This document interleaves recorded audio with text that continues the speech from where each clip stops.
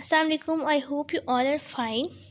आज हम एक बहुत ही इम्पॉर्टेंट टॉपिक डिस्कस करने जा रहे हैं माइक्रोबियल जेनेटिक्स का, and our topic name is regulation.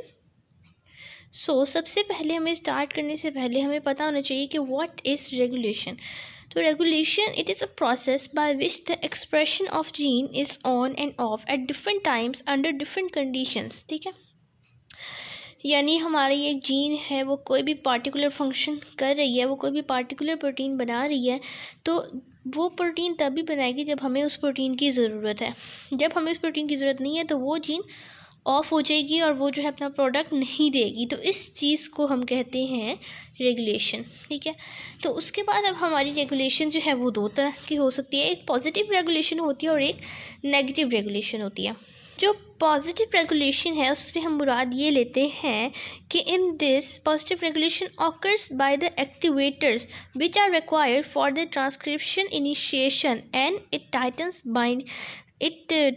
Binding of polymerase to the promoter. यानी कोई भी जीन है उसको फंक्शन करने के लिए ऑब्वियसली ट्रांसक्रिप्शन और ट्रांसलेशन की ज़रूरत होती है, और ट्रांसक्रिप्शन में हमारा सबसे पहले जो पॉलीमरेज है वो प्रोमोटर साइड पे आके जुड़ता है। तो पॉजिटिव रेगुलेशन में हमारा एक एक्टिवेटर होता है जो कि हेल्प करता है पॉलीमरेज को कि वो प्रोमोटर साइड के साथ जो है वो बहुत जो है मजबूती के साथ जो अटैच हो जाए। ठीक है, और नेगेटिव रेगुलेशन में हमारा एक मॉलिक्यूल होता है जिसे हम रिप्रेसर कहते हैं, और वो जो है नेगेटिव रेगुलेशन में जो हमारा रिप्रेसर है वो जो है वो जीन की एक ख़ास पोजीशन जिसे हम ऑपरेटर साइट कहते हैं वहाँ पे अटैच हो जाता है, और फिर जो है वो ट्रांसक्रिप्शन को जो है वो रोक देता है, उसको इनहिबिट आउट कर देता है। और रिप्रेसर ये काम कैसे करता है, वो डिफरेंट तरीक़ों से कर सकता है। हो सकता है कि वो जो ऑपरेटर साइट है और जो प्रोमोटर साइट है उन दोनों को ओवरलैप कर दे, जिसकी वजह से हमारी ट्रांसक्रिप्शन स्टॉप हो जाए, या फिर जो है वो रिप्रेसर जो है वो आके डीएनए के साथ डायरेक्टली बाइंड कर जाएगा ऑपरेटर साइट पे, तो फिर भी हमारी जो ट्रांसक्रिप्शन है वो स्टॉप आउट हो जाएगी। तो फिर जो हमारा अगला जो हम सबसे पहले हम ओपेरॉन्स जो है रेगुलेशन के अंडर हम ओपेरॉन्स को डिस्कस करते हैं। तो सबसे पहले हमें पता होना चाहिए व्हाट आर ओपेरॉन्स। ठीक है, so operons is basically a unit made up of linked genes thought to regulate other proteins and other genes, sorry। ठीक है, तो ये एक जीन्स का ऐसा सेट है, स्पेसिफिक जीन्स का सेट है जो कि आपस में लिंक्ड है, और वो दूसरी जीन्स के जो है वो प्रोडक्ट को जो है या दूसरी जीन्स के फंक्शन को या दूसरी जीन्स का जो भी एक्टिविटी है उनको जो है वो कंट्रोल आउट भी करती है, उनको रेगुलेट भी करती हैं। तो ये हमने ओपेरॉन्स का एक आइडिया लिया, और फिर हम उसके बाद लैक ओपेरॉन को डिस्कस कर लेते हैं। तो लैक ओपेरॉन का बेसिकली फंक्शन क्या होता है। तो ये जो lac operon it is basically an inducible set of genes responsible for the break down of lactose into sugar.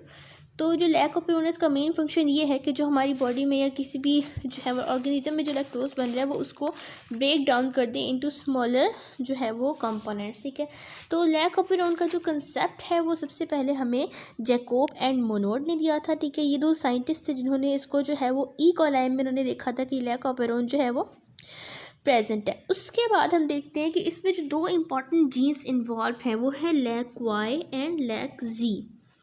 जो लैक वाई है वो क्या करता है, it is responsible for the Uptake of lactose, और जो लैक जी है वो क्या करता है, वो एक एंजाइम बनाता है जिसका नाम है बीटा ग्लैक्टोसाइडेस, और ये बीटा ग्लैक्टोसाइडेस जो है वो हमारे लैक्टोज को हमारे ग्लूकोज और ग्लैक्टोज में जो है वो ब्रेक डाउन कर देता है। ठीक है, ये दो इंपॉर्टेंट जीन्स जो इसमें इन्वॉल्व है। Lac Y it is responsible for uptake of lactose, and lac Z जो है it produces an enzyme beta galactosidase which is responsible for the break down of lactose into glucose and galactose. ठीक है, तो सबसे पहले lac operon की जो activity है उसको डिस्कस आउट करने से पहले हमें कुछ इंपॉर्टेंट टर्म्स पता होनी चाहिए। ये हमने ऊपर भी बात की रिप्रेसर की, यानी रिप्रेसर एक ऐसा मॉलिक्यूल है जो कि जीन पे जाके अटैच हो जाएगा और उसकी ट्रांसक्रिप्शन को रोक देगा। इंड्यूसर ऐसा मॉलिक्यूल है जो कि रिप्रेसर को रोकेगा कि भाई तुम ट्रांसक्रिप्शन को ना रोको, तुम जाके जीन पे अटैच ना हो। तो इंड्यूसर एक ऐसा मॉलिक्यूल है जो कि रिप्रेसर को उसका काम करने से रोकेगा। पॉलीमरेज हमें पता है वो ऐसा एंजाइम है जो कि जाके प्रोमोटर साइड पे लगेगा और हमारी ट्रांसक्रिप्शन स्टार्ट होगी। और सुपर रिप्रेसर एक ऐसा मॉलिक्यूल है जो कि इंड्यूसर को जो कहेगा कि भाई रिप्रेसर को ना रोको, ठीक है, यानी सुपर रिप्रेसर वो हर हाल में जो है वो जीन को जो है वो रिप्रेस करा के ही रहेगा, चाहे इंड्यूसर प्रेजेंट भी हो। वो अगर इंड्यूसर प्रेजेंट है उसको एक साइड पे कर देगा, कभी तुम रिप्रेसर को ना रोको कि वो ट्रांसक्रिप्शन ना करे, इस साइड पे करके सुपर रिप्रेसर जो है वो हमारी जीन की रिप्रेशन करा देगा। तो आगे हम लैक ऑपेरॉन में इन सारी टर्म्स को डिस्कस करेंगे तो ये मज़ीद क्लियर हो जाएंगी। ठीक, सो इस डायग्राम से ही हम सारी डिस्कशन करेंगे। ये हमने एक जो है वो लैक ऑपेरॉन की जो है वो डायग्राम बनाई हुई है। इसमें आप देख रहे हैं शुरू में एक है lac I gene, it codes for the it is a repressor coding region, यानी इस ये जीन जो प्रोडक्ट बनाएगी वो it will act as a repressor molecule. ठीक है, और ये हमारी प्रोमोटर साइट है जहाँ पे हमारा प्रोमोटर आके जुड़ेगा और हमारी जो ट्रांसक्रिप्शन स्टार्ट होगी। और ये हमारा ऑपरेटर रीजन है जहाँ पे रिप्रेसर आके जुड़ेगा और जो है वो अंडर पार्टिकुलर कंडीशन हमारी ट्रांसक्रिप्शन स्टॉप हो जाएगी। और ये जो जीन्स है which are to be transcribed, जो कि हमारी लैक जी है, जो कि बीटा ग्लैक्टोसाइडेस बना रही है, जिसने हमें लैक्टोज को तोड़ना है, जिसने हमारे लैक्टोज को ब्रेक डाउन करना है। ठीक है, तो सबसे पहले हमारी ऑब्वियसली दो कंडीशंस हो सकती हैं। पहले हम लैक आई की बात कर लेते हैं कि लैक आई जो है वो क्या काम करते हैं। तो ऑब्वियसली वो जो है ऑपरेटर के साथ जाके जुड़ता है और हमारी जो है ट्रांसक्रिप्शन को जो है वो रोकते हैं। तो lac I is the repressor here and in the absence of lactose lac I binds to the operator and prevents RNA polymerase to bind to the promoter, hence preventing transcription. But if lactose is present, the inducer attaches the lac I and changes its structure so it cannot bind to the operator and transcription continues, and this is called allosteric inhibition. तो इसको हम अब मज़ीद discuss करते हैं कि क्या बात हुई कि अगर तो हमारा लैक्टोज प्रेजेंट नहीं है तो ऑब्वियसली इस जो है वो जीन का क्या काम है, इस ऑपेरॉन का क्या काम है, लैक्टोज ही नहीं है तो ये किसको ब्रेक डाउन करे। इसका मतलब है हमें इसकी काम करने की कोई ज़रूरत नहीं है। तो जब लैक्टोज नहीं होगा तो ये जो रिप्रेसर कोडिंग रीजन है वो एक मॉलिक्यूल बनाएगा, वो रिप्रेसर मॉलिक्यूल को हम कहेंगे लैक आई। और ये जो लैक आई मॉलिक्यूल है ये जाकर हमारे ऑपरेटर रीजन यानी लैक O1 पर जुड़ जाएगा। और जब ये रिप्रेसर हमारे ऑपरेटर पे जाके जुड़ेगा तो अब हमारी इस जो है जीन पे आरएनए पॉलीमरेज आके नहीं जुड़ सकेगा, और ऑब्वियसली आरएनए पॉलीमरेज आके नहीं जुड़ सकेगा तो हमारी ट्रांसक्रिप्शन अब नहीं होगी। It means in this case operon will be of, यानी कोई काम नहीं कर रहा, इनएक्टिव है। ठीक है, और दूसरी कंडीशन ये हो सकती है कि हो सकता है कि हमारे सेल में लैक्टोज है, तो अब लैक्टोज है तो हमारे लैक्टोज का एक जो आइसोमर है उसे हम कहते हैं allolactose. Allolactose will act as a inducer here. Inducer हमने बात की थी कि वो जो है वो हमारे रिप्रेसर को रोकेगा कि भाई तुम जीन को ना बंद करो, उसे काम करने दो, ज़रूरत है काम की। तो एलोलैक्टोज आके जब हमारे इस रिप्रेसर के साथ जुड़ जाएगा it will act as a inducer, वो इसको जो है वो काम करने से रोकेगा। तो अब हमारा जो ये रिप्रेसर है ये जाके ऑपरेटर साइड जो कि लैक O1 है वहाँ पे नहीं जुड़ेगा, और नहीं जुड़ेगा तो फिर ऑब्वियसली हमारी जो पॉलीमरेज जो है वो एंजाइम वो प्रोमोटर पे इजीली आके अटैच हो जाएगा और हमारी ट्रांसक्रिप्शन स्टार्ट हो जाएगी, मैसेंजर आरएनए बनेगा और फिर as a result of translation protein बनेगी और हमारा इस तरह ये जो ऑपेरॉन है हम कहेंगे in this condition it is on. तो this is how the lac operon is working. और इसको हम नेगेटिव रेगुलेशन इसलिए हमने बात की थी पीछे भी कि इसमें नेगेटिव रेगुलेशन में हमारी जो है वो रिप्रेसर आके जो है वो उसको जो है रोक रहा है। रिप्रेसर बेसिकली रेगुलेट कर रहा है कि जब हमारा लैक्टोज नहीं है तो रिप्रेसर उसे बता रहा है कि आपने काम नहीं करना, और वो जो कि ऑपरेटर पे जुड़ के जो है ऑपेरॉन को ऑफ आउट कर रहा है। ठीक है, तो अब हमने नीचे दो बातें और लिखी हुई हैं, एक सुपर रिप्रेसर की लिखी हुई है। तो सुपर रिप्रेसर की हमने बात की थी कि इंड्यूसर तो वो मॉलिक्यूल है ना जो रिप्रेसर को रोकता है कि भाई तुम ऑपेरॉन को ऑफ ना करो। तो जो सुपर रिप्रेसर है वो क्या करता है, इंड्यूसर को भी साइड पे करके हमारे जो है उसको जो है वो ऑफ़ कर देते, जीन को ऑफ़ कर देते। तो इस केस में हमारा जो सुपर रिप्रेसर है वो लैक IS है, और लैक IS जो है वो एलोलैक्टोज को साइड पे करके it will cause the lac I to attach to the operator, और हमारा जो जीन है वो परमानेंट तौर पे जो है वो ऑफ हो जाएगा।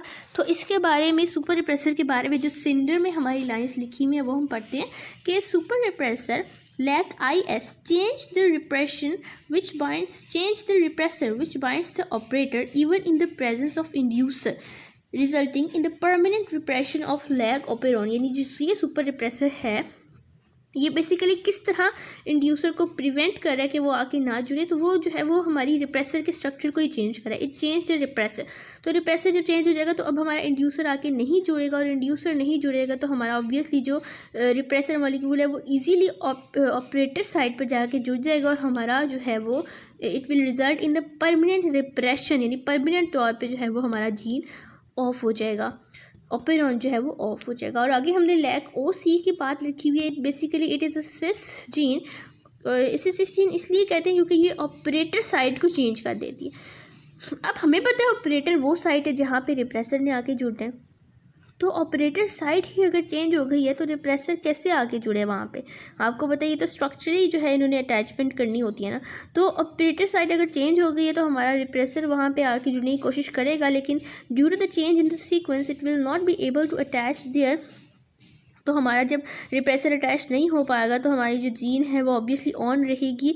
So it will result in the, जो मैंने ऊपर वर्ड लिखा हुआ है, कंस्टिट्यूटिव एक्सप्रेशन। तो व्हाट इज़ कंस्टिट्यूटिव एक्सप्रेशन? ये हम कहते हैं जब हमारी जीन जो है वो कंटिन्यू मतलब हमेशा हमेशा के लिए जो है ऑन हो जाती है। A mutant in which the genes of operon are always transcribed even in the absence of inducer, यानी किसी रिप्रेसर को रोकने वाला नहीं भी है, इंड्यूसर मॉलिक्यूल नहीं भी प्रेजेंट, फिर भी due to the change in the operator sequence हमारा जो रिप्रेसर है वो ऑपरेटर पे नहीं आ रहा, उसकी वजह से हमारी जो जीन है वो कंटिन्यूसली तौर पे ऑन हो गया और कंस्टिट्यूटिव एक्सप्रेशन हमारा स्टार्ट हो गया। तो हमारे इसको हम कहते हैं कि लैक ओ सी का ये हमारा जो था वो फंक्शन था। ठीक है, यहाँ पर जो हमारी ये लैक पी साइट है ना, ये वाली जो कि प्रोमोटर साइट है, बेसिकली इसको हम कहते हैं कि ये सिस एक्टिंग साइट है। इसकी वजह ये है क्योंकि यहाँ पे आरएनए पॉलीमरेज ने आके अटैच होने और उसी के नतीजे में ये जो जीन्स हैं ZYA इनकी जो है ट्रांसक्रिप्शन होनी है। तो इसको सिस इसलिए कहते हैं कि अगर जो है if this site on the DNA is mutated, यानी इसमें कोई चेंज आ जाए इसके सीक्वेंस में, इसमें कोई म्यूटेशन आ जाए, फिर आरएनए पॉलीमरेज जो है वो यहाँ पे बिल्कुल भी अटैच नहीं हो पाएगा और ट्रांसक्रिप्शन हमारी नहीं हो पाएगी। तो इसलिए हम कहते हैं कि जो लैक पी साइट जो कि बेसिकली हमारी प्रोमोटर साइट है उसे हम कहते हैं ये है it is a cis acting. ठीक है, तो अब हम थोड़ी सी बातें अपने दूसरे ऑपेरॉन की कर लेते हैं जो कि एक ट्रिप ऑपेरॉन है, और ये भी जो है नेगेटिव रेगुलेशन है इसकी, क्योंकि इसमें भी एक हमारा रिप्रेसर मॉलिक्यूल होगा जो कि ऑपरेटर पे जाके जुड़ के अंडर स्पेसिफिक कंडीशंस हमारे ऑपेरॉन को ऑफ कर देगा। तो पहले ये एक बहुत ही एक कॉम्प्लिकेटेड सी डायग्राम हमने बनाई हुई है। ये इसमें ये सारी हमारी ट्रिप ऑपेरॉन्स की जीन्स है और नीचे उसके पहले प्रोडक्ट्स लिखे हुए हैं। तो ये जस्ट मैं नॉर्मल से एक्सप्लेन कर देती हूँ। अब हमने ट्रिप ऑपेरॉन का फंक्शन क्या है, हमारे लैक ऑपेरॉन का फंक्शन था वो लैक्टोज को ब्रेक डाउन कर रहा था, लेकिन ट्रिप ऑपेरॉन का फंक्शन ये है कि जब ट्रिप्टोफान शुगर हमारे पास प्रेजेंट नहीं होगी तो ये हमारे ट्रिप्टोफान को बनाएगा ये ऑपेरॉन। वो हम आगे डिस्कस करते हैं कि कैसे इसका मैकेनिज्म है। तो ये आप देख रहे हैं ये पी ट्रिप, ये इसका एक लीडर सीक्वेंस है। ट्रिप ई और ट्रिप डी जीन है जो कि एंथ्रालीन सिंथेसिस बना रही हैं, which is responsible for the conversion of chromic acid into anthranilic acid and then into PRA। और फिर हमारी जो ट्रिप सी जीन है वो IGS बना रही है, और ट्रिप बी और ए है ट्रिप्टोफान सिंथेटेस बना रही है, and these are responsible for the conversion of PRA into CDRP and CDRP into inch P। ठीक है, ये हमारे सारे जीन के प्रोडक्ट्स हैं। और एंड पे जो हमारा सिंथेसिस है it is responsible for the conversion of inch P into tryptophan, यानी इस तरह से इन जो है कंपाउंड से गुजर के हमारा ये ऑपेरॉन ट्रिप्टोफान को सिंथेसाइज कर रहा है। तो अब हम इसकी रेगुलेशन देखते हैं कि इसकी रेगुलेशन कैसे होती है। तो ये हम देख रहे हैं ये हमारा बेसिकली जो है वो प्रोमोटर रीजन है जहाँ पे पॉलीमरेज ने आके अटैच होना है। ठीक है, और ये हमारा रिप्रेसर कोडिंग रीजन है जो कि ये मॉलिक्यूल बनाएगा, जो प्रोडक्ट ये जीन बनाएगा वो it will act as a repressor जो कि हमारे जीन को ऑफ करेगा।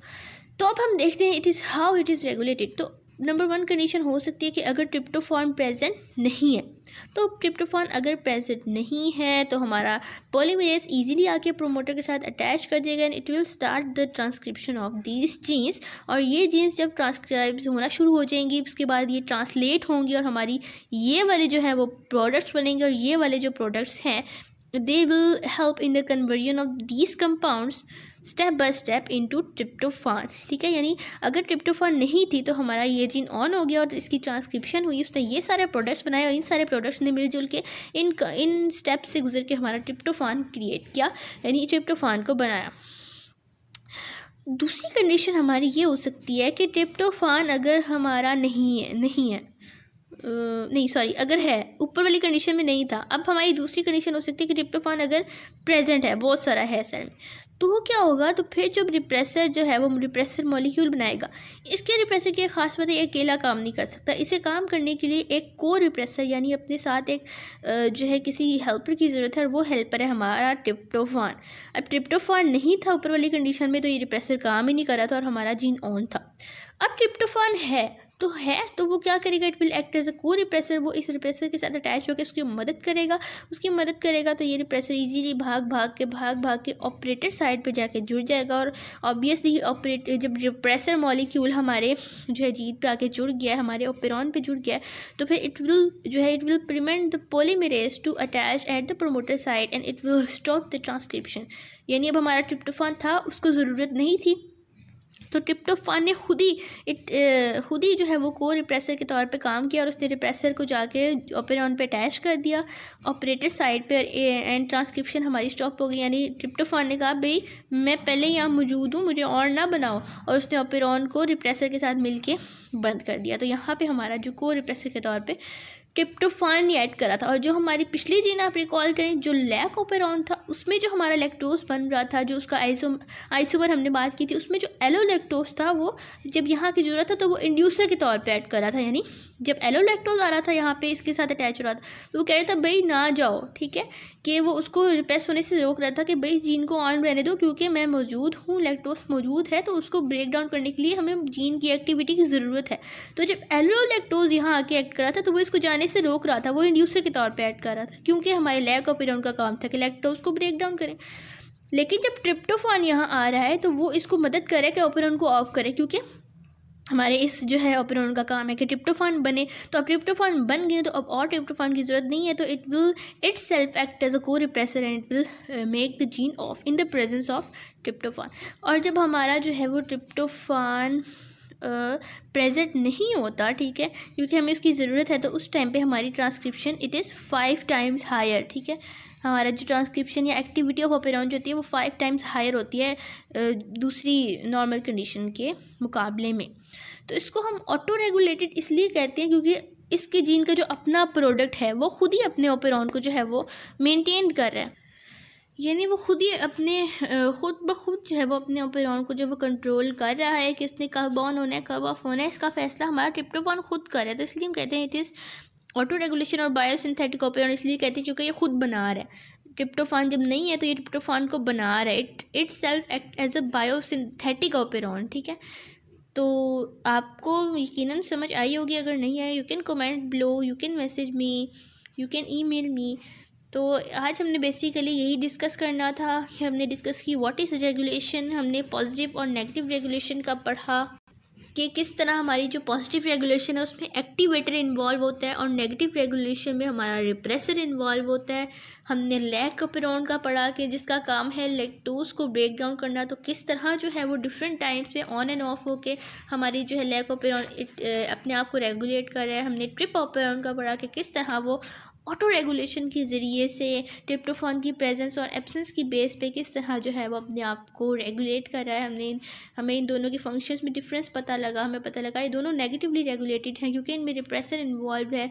हमें पता लगा कि लैक ओपेरॉन में जो एलोलैक्टोज है वो इंड्यूसर के तौर पे एक्ट कर रहा है, यानी वो उसको रिप्रेस नहीं होने दे रहा क्योंकि इसका काम है इसको ब्रेक डाउन करना, ठीक है। और जो ट्रिप्टोफान में जो हमारा ट्रिप जो है वो प्रोटीन वो हमारे रिप्रेसर के साथ को रिप्रेसर के तौर पर करे, यानी उसकी हेल्प करे है जीन को ऑफ करने में, क्योंकि इसका काम है ट्रिप्टोफान को बनाना। तो ट्रिप्टोफान की प्रेजेंट में हमें इसकी एक्टिविटी की ज़रूरत नहीं है, तो वो खुद ही जो है वो ओपेरॉन को ऑफ कर रहा है और it is a biosynthetic operon. तो अब हम एक छोटी सी बात कर लेते हैं, वो है हमारी कि genetic evidence of positive and negative regulation हमारा क्या हो सकता है। तो जेनेटिक एविडेंस में हम इस तरह से बात करेंगे कि एक पॉजिटिव है एक नेगेटिव है। ये तो बात हमने कर ली कि अब हमने पॉजिटिव रेगुलेशन में रिकॉल के हमने एक्टिवेटर की बात की थी कि एक एक्टिवेटर होता है जो कि पॉलीमरेज को हेल्प करेगा कि वो प्रोमोटर पे जाके अटैच हो जाए और ट्रांसक्रिप्शन होने लग जाए। तो पॉजिटिव रेगुलेशन की जेनेटिक एविडेंस क्या होगा कि अगर किसी भी इसकी रेगुलेटरी जीन में म्यूटेशन आ जाए तो it will result in the inactivation of transcription even in the absence of even in the inducer is present.